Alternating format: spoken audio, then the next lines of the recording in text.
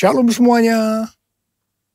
Kita baru saja memasuki tahun yang baru, yaitu tahun 2023.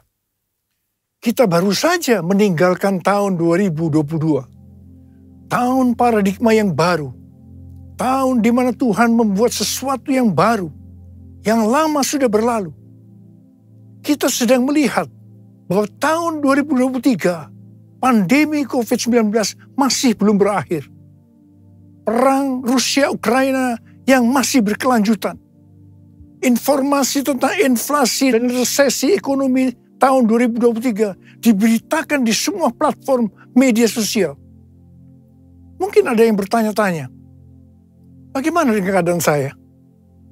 Apakah keadaan saya akan lebih baik atau lebih jelek? Bagi saudara yang sedang bertanya-tanya seperti itu, saya katakan bahwa kita harus berpegang kepada firman Tuhan.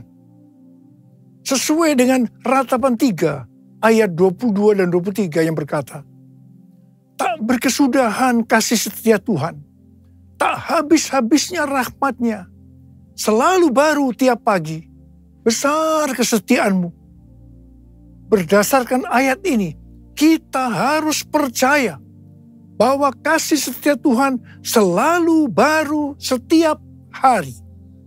Selalu baru tiap minggu. Selalu baru tiap bulan. Dan selalu baru setiap tahun. Karena itu saya mengajak saudara untuk memperkatakan ini. Tuhan, saya percaya. Bagi saya, tahun 2023 akan lebih baik dari tahun 2022. Karena kasih setia Tuhan selalu baru setiap pagi. Selalu baru tiap minggu. Selalu baru setiap bulan. Dan selalu baru setiap tahun. Kasih Tuhan tak berkesudahan. Tak habis-habisnya rahmat-Nya. Selalu baru setiap pagi. Baru setiap pagi, besar setiamu Tuhan, besar setiamu. Kasih Tuhan tak berkesudahan, tak habis-habisnya rahmat-Nya. Selalu baru setiap pagi, baru setiap pagi, besar setiamu Tuhan, besar setiamu,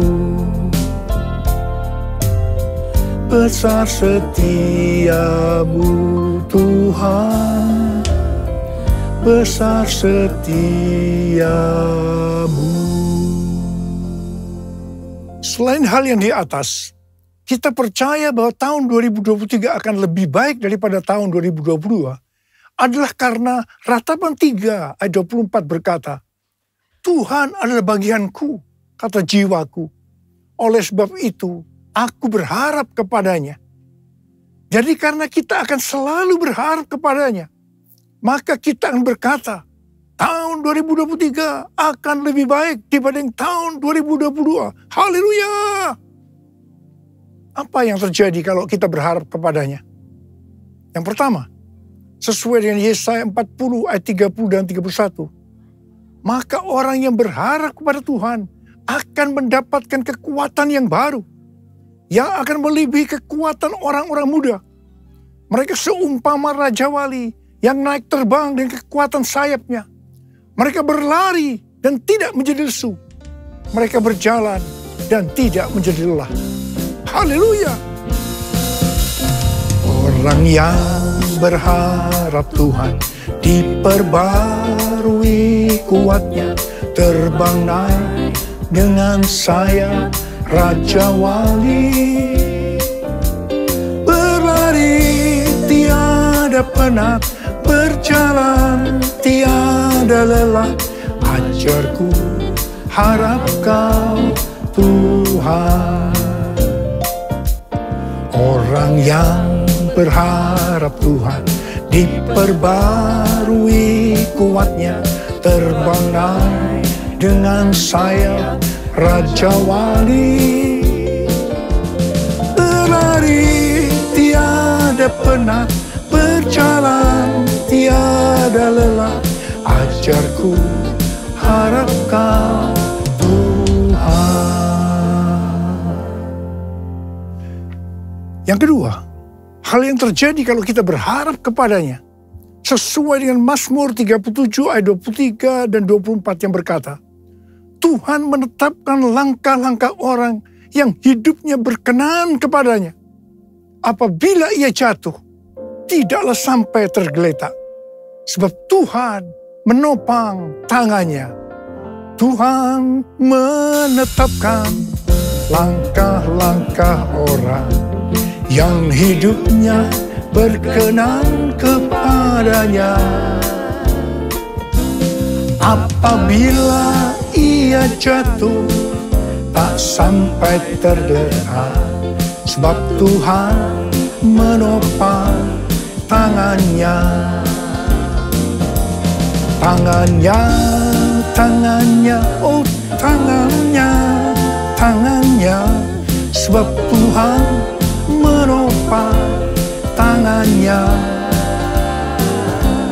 Apabila ia jatuh, tak sampai tergeletak, sebab Tuhan menopang tangannya.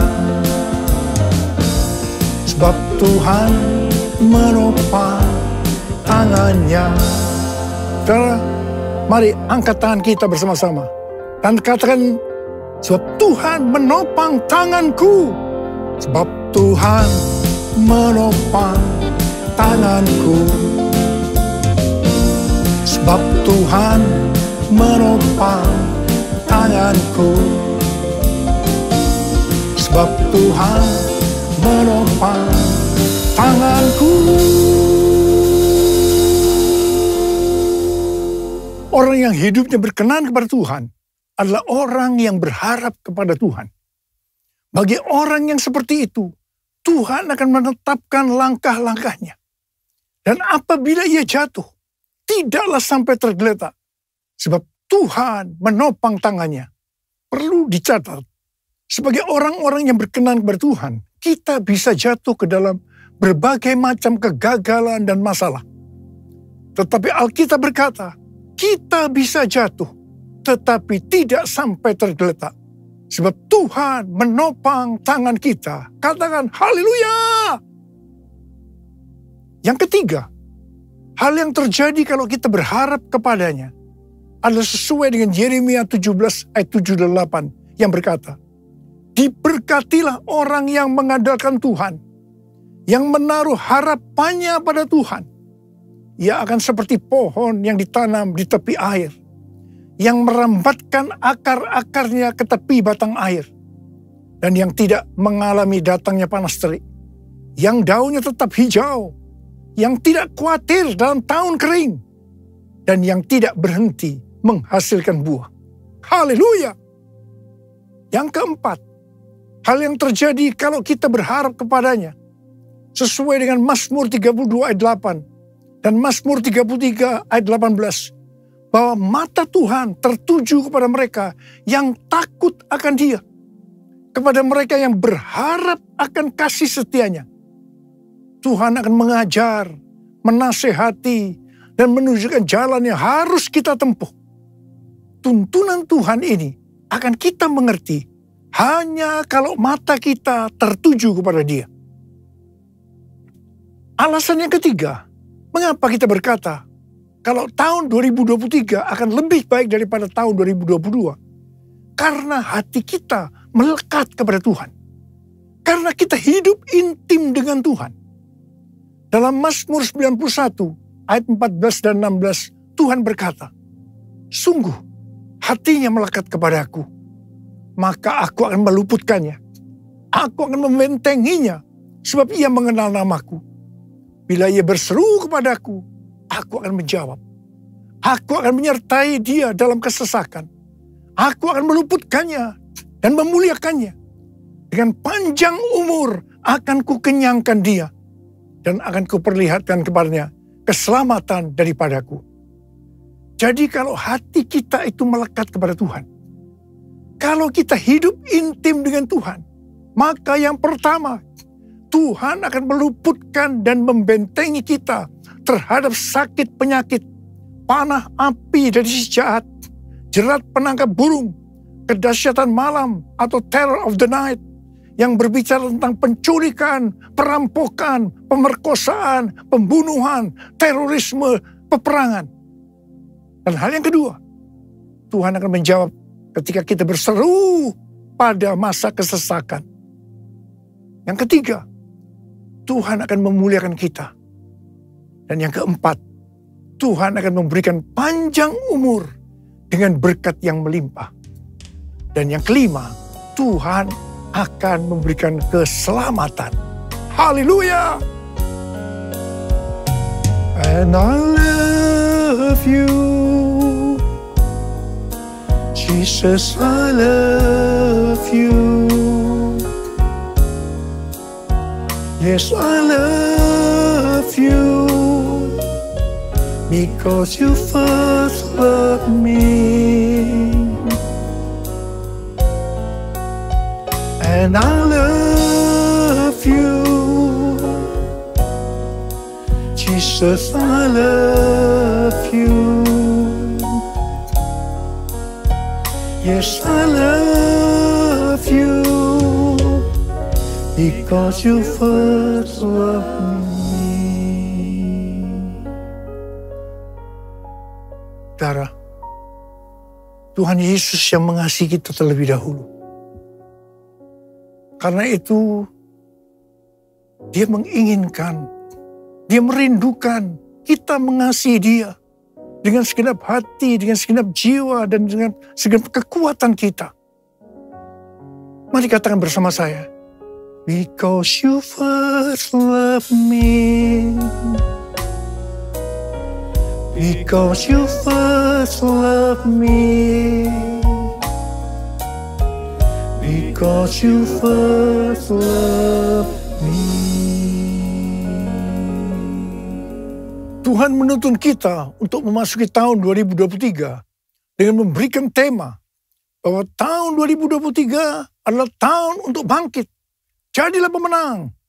The year to rise up, be victorious. Tuhan memberikan ayat emas untuk tema tahun ini dari Efesus 5 ayat 14 dan 2 Korintus 2 ayat 14. Mungkin ada sebagian orang ketika mendengar tahun 2023 adalah tahun untuk bangkit. Jadilah pemenang. Langsung pengertiannya adalah bangkit dari keterpurukan dalam bidang ekonomi, sosial, kesehatan, keluarga, sekolah, dan lain-lain. Apalagi menghadapi tahun 2023, di mana pandemi belum selesai.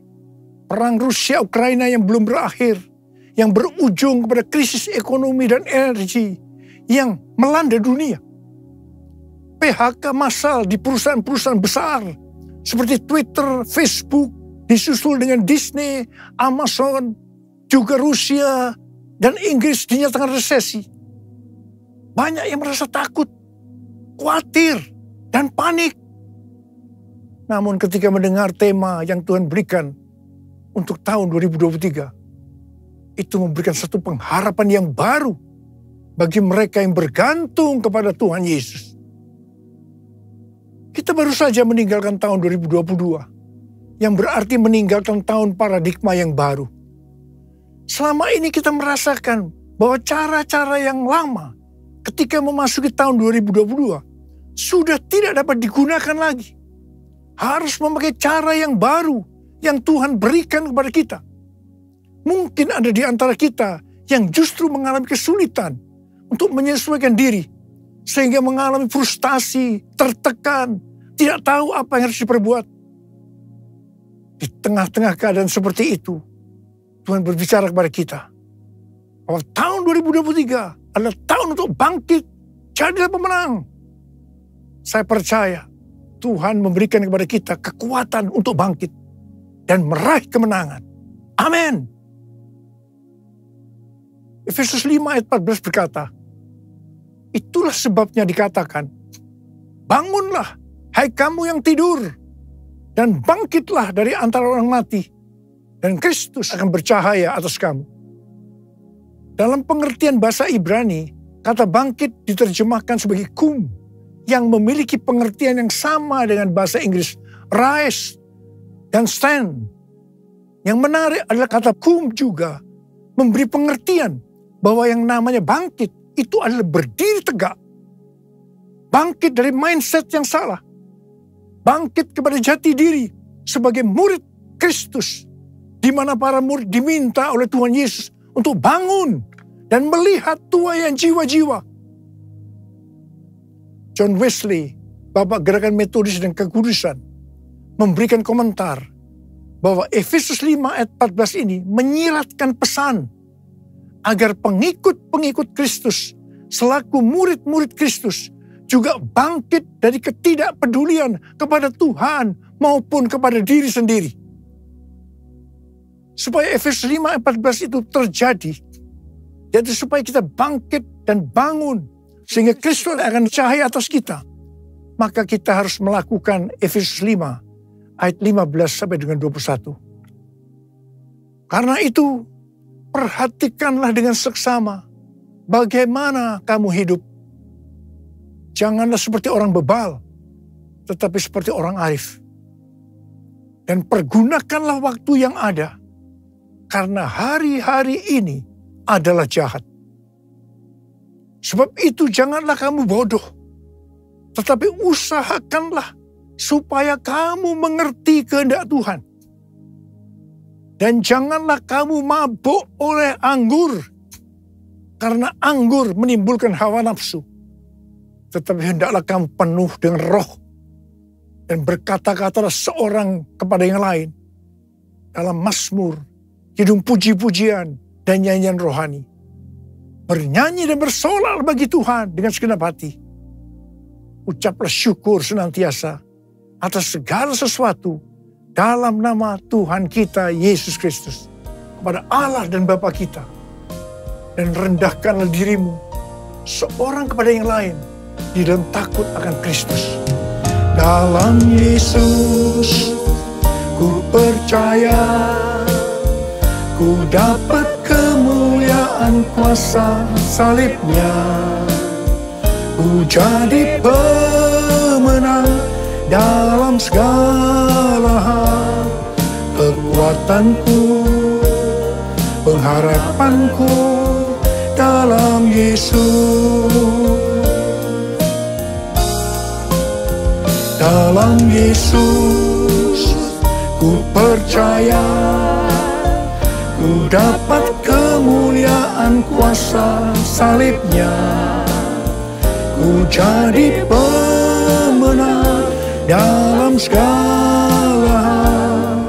Kekuatanku, pengharapanku dalam Yesus. Kekuatanku, pengharapanku dalam Yesus. 2 Korintus 2 ayat 14 berkata, tetapi syukur bagi Allah yang dalam Kristus selalu membawa kami di jalan kemenangannya. Dengan perantaran kami, Ia menyebarkan keharuman pengenalan akan Dia di mana-mana. Dalam ayat ini Paulus menggambarkan orang percaya seperti sedang dipamerkan oleh Allah kepada dunia sebagai suatu kemenangan dan trofi atau piala kasih karunia Kristus yang menyelamatkan. Kehidupan orang percaya yang sudah ditebus itu dinyatakan sebagai bau yang harum di hadapan Allah dan umat manusia. Kehidupan orang percaya yang dimaksudkan ini adalah mereka yang hidupnya berkemenangan. Hidup sebagai pemenang. Kalau kita melihat dalam Wahyu pasal 2 dan pasal 3, yang merupakan pesan Tuhan Yesus kepada 7 sidang jemaat, yang berarti pesan Tuhan Yesus pada gereja sepanjang masa, selalu diakhiri dengan perkataan sebagai berikut. Barang siapa bertelinga, hendaklah mendengarkan apa yang dikatakan oleh Roh kepada jemaat-jemaat. Jadi ini dapat disimpulkan, barang siapa menang, upahnya masuk sorga. Hanya pemenang yang masuk sorga. Dalam 2 Korintus 2 ayat 14 ini, Paulus juga mengucap syukur karena Kristus selalu membawa Paulus di jalan kemenangannya. Dalam kaitannya dengan kehidupan kekristenan, maka Allah menunjukkan jalan kemenangan, yaitu jalan salib atau pikul salib yang telah dijalani oleh murid-murid Kristus, sehingga mereka dalam hidup ini memperoleh kemenangan. Sama seperti Kristus telah menunjukkan bahwa ia telah melalui jalan kemenangan dengan memikul salibnya. Demikian juga dengan para pengikutnya, yaitu para muridnya. Saudara dan saya juga harus jalan dan pikul salib. Berita firman Tuhan tentang pikul salib sudah tidak populer untuk sebagian orang Kristen. Mereka mengira bahwa untuk masuk surga cukup mengalami kelahiran baru. Setelah itu hidup dengan semau gue. Di sini saya tegaskan, kalau ada yang mempunyai pengertian seperti itu, maka harus bertobat agar kita diselamatkan secara sempurna. Hari-hari ini tidak ada waktu untuk main-main lagi dengan kekristenan. Orang Kristen yang berkenan di hadapan Tuhan, artinya berbau harum di hadapan Tuhan dan manusia, adalah mereka yang mengikuti jalan kemenangannya, yaitu dengan pikul salib. Melalui perjalanan hidup pengikut Kristus yang dipertontonkan kepada banyak orang, mereka akan menjadi kesaksian dan alat penginjilan. Dalam menyelesaikan amanat agung, hanya murid yang bisa memuridkan. Proses pemuridan ini terjadi melalui kesaksian hidup kita sebagai murid Tuhan Yesus kepada orang lain. Bukan karena pelajaran yang hebat-hebat tentang pemuridan. Perlu dicatat bahwa arti menang atau kemenangan dalam Alkitab bahasa Inggris yang disebutkan sebagai triumphant tidak pernah berbicara mengenai keuntungan secara pribadi maupun berkat secara pribadi. Pengertian ini juga sama dengan pengertian bahasa Yunaninya. Pengertian kemenangan yang Tuhan maksudkan ternyata bertentangan dengan pengertian secara dunia. Sebagai perbandingan, perhatikan pengajaran Tuhan Yesus di Matius 5 tentang khotbah di bukit, di mana terlihat perbedaan yang mencolok tentang definisi bahagia secara surgawi dengan definisi umum secara duniawi. Selanjutnya, tentang pengertian menang dan kemenangan, kita harus mengingat dua hal sebagai berikut. Yang pertama, kemenangan terjadi karena pengurapan Tuhan. Seperti yang dikatakan dalam Mazmur 20 ayat 7. Hal ini dipertegas dalam Sefanya 3 ayat 17 yang menyebutkan bahwa kemenangan berasal dari Tuhan. Yang kedua, sesuai dengan yang tertulis dalam 1 Yohanes 5 ayat 4, maka kemenangan yang mengalahkan dunia adalah iman kita. Orang yang menang atas dunia akan mendapatkan upah yang spesial dari Tuhan. Seperti yang tertulis dalam 1 Yohanes 2 ayat 15 sampai dengan 17 yang berkata, janganlah kamu mengasihi dunia dan apa yang ada di dalamnya. Jikalau orang mengasihi dunia, maka kasih akan Bapa tidak ada di dalam orang itu.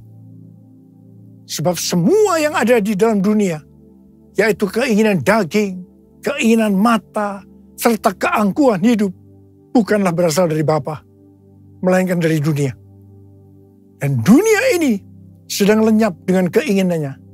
Tetapi orang yang melakukan kehendak Allah tetap hidup sampai selama-lamanya. Karena itu, orang yang menang atas dunia ini akan mendapatkan hidup kekal selama-lamanya.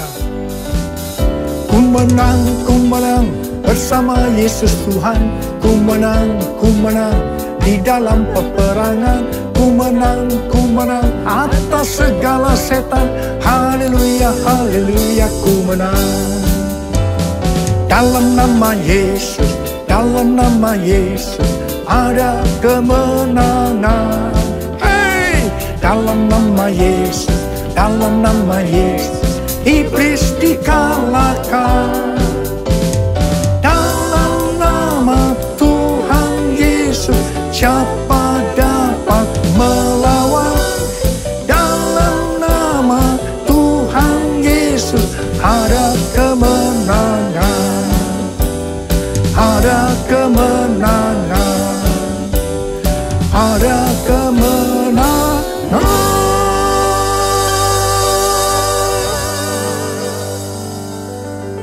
Saya mau berdoa buat saudara. Angkat tangan saudara. Mari kita berdoa. Tuhan, hamba berdoa buat mereka yang sudah mendengarkan firman Tuhan hari ini. Hamba berdoa mereka senantiasa hidup dalam berkemenangan. Mereka keluar sebagai pemenang. Sebab hanya pemenang yang masuk surga. Urapi kami Tuhan memasuki tahun 2023 ini Tuhan. Urapi kami. Urapi kami. Terima pengurapan Tuhan. Terima pengurapan Tuhan. Terima. Kami terima Tuhan. Kami terima pengurapan. Kami terima ya Abba. Kami terima. Terima kasih. Dalam nama Yesus. Dalam nama Yesus. Amin.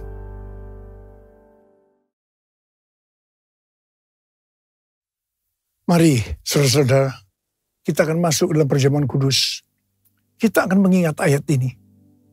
Sebab setiap kali kamu makan roti ini dan minum cawan ini, kamu memberitakan kematian Tuhan sampai ia datang. Perjamuan kudus adalah perjamuan Tuhan Yesus sendiri. Setiap kali kita masuk dalam perjamuan kudus, Tuhan Yesus selalu berbicara, biarlah ini menjadi peringatan akan aku. Peringatan akan aku. Karena itu mari arahkan hati kita kepada kebaikan Tuhan. Kita akan mengingat kebaikan Tuhan. Mari tundukkan kepala. Tuhan, siapakah kami sebelum kami mengenal Engkau? Kami semua orang berdosa. Upah dosa adalah maut, mati. Tapi Engkau yang tidak berdosa telah dijadikan dosa oleh karena kami. Engkau harus turun dari sorga mulia, mati ganti kami dengan penderitaan yang luar biasa. Sungguh kalau kami pikirkan betapa baiknya Engkau ya Tuhan. Betapa baiknya Engkau ya Tuhan. Engkau jadikan kami sebagai anak-anak-Mu. Engkau berkati, Engkau tuntun, Engkau bela, Engkau lindungi. Engkau hajar juga kami kalau kami salah. Itu Engkau ya Abba. Itu Engkau ya Abba. Tuhan akan memberkati kita semua melalui perjamuan kudus. Tapi Tuhan mau kita makan dan minum dengan cara yang benar. Karena itu sekarang saat yang tepat memasuki tahun yang baru. Kita koreksi diri. Introspeksi. Jangan menyimpan dosa. Kalau ada dosa yang Tuhan ingatkan saat ini, langsung minta ampun. Langsung minta ampun. Agar berkat Tuhan turun secara sempurna dalam tahun 2023 buat kita semua. Ampuni kami Tuhan. Ampuni. Ampuni kami Tuhan, ampuni. Ya Bapa, makasih. Layakkan kami semua masuk dalam perjamuan kudus. Terima kasih Bapa. Kami akan memasuki perjamuan kudus yang pertama untuk tahun yang baru, tahun 2023. Dengan hati yang penuh sukacita. Dalam nama Yesus. Amin. Sekarang mari kita angkat roti di tangan kanan kita tinggi-tinggi. Sebab apa yang telah kuteruskan kepadamu telah aku terima dari Tuhan. Yaitu bahwa Tuhan Yesus pada malam waktu ia diserahkan mengambil roti. Dan sesudah itu ia mengucap syukur atasnya. Ia memecah-mecahkannya dan berkata, inilah tubuhku yang diserahkan bagi kamu. Perbuatlah ini menjadi peringatan akan aku. Tuhan dikasih Tuhan, bukankah roti yang kita pecah-pecahkan ini adalah persekutuan kita dengan tubuh Kristus. Mari kita makan dalam nama Yesus.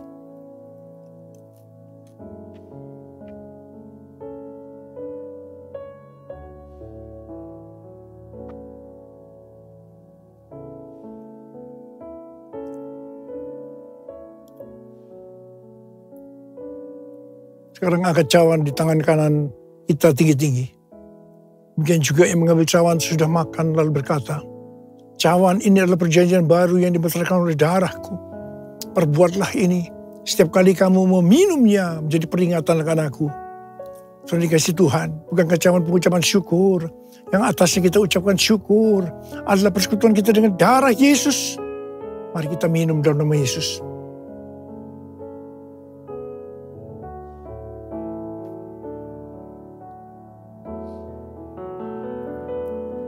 Mari kita angkat tangan kita, ucapkan syukur dan terima kasih.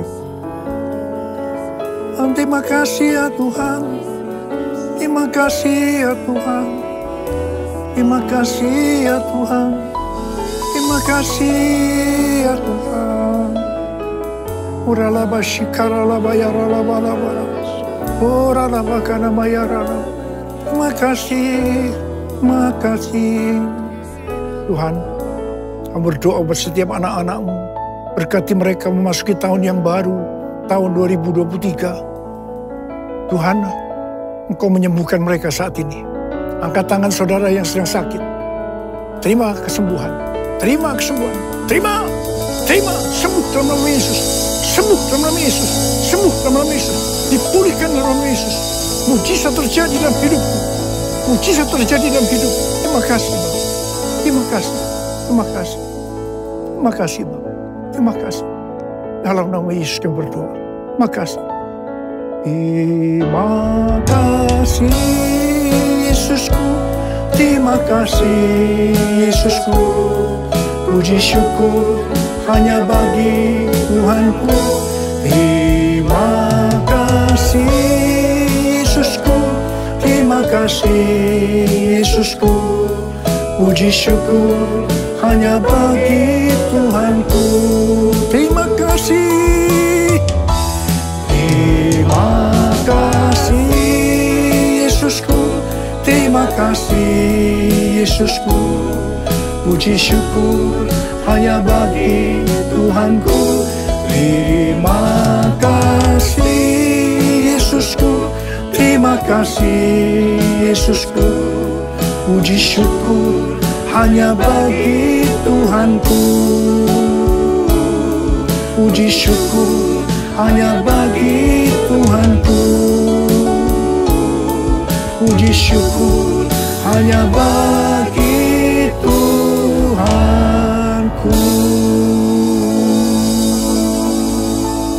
Terima kasih Abah. Terima kasih. Terima kasih. Dalam nama Yesus. Amin. Saudara, saya mengucapkan kepada saudara semua, selamat tahun baru 2023. Tahun untuk bangkit, jadilah pemenang. The year to rise up, be victorious. Tuhan Yesus memberkati saudara berlimpah, limpah, limpah. Amin. Angkat tangan saudara, kita terima berkat Tuhan. Kasih karunia berlimpah, limpah daripada Allah Bapa dalam anak yang tunggal Yesus Kristus. Persekutuan yang manis dengan Roh Kudus menyertai saudara sekalian mulai hari ini. Sampai Tuhan Yesus datang menjemput kita di awan-awan dan bahkan sampai selama-lamanya. Yang percaya bersama-sama katakan, Amin.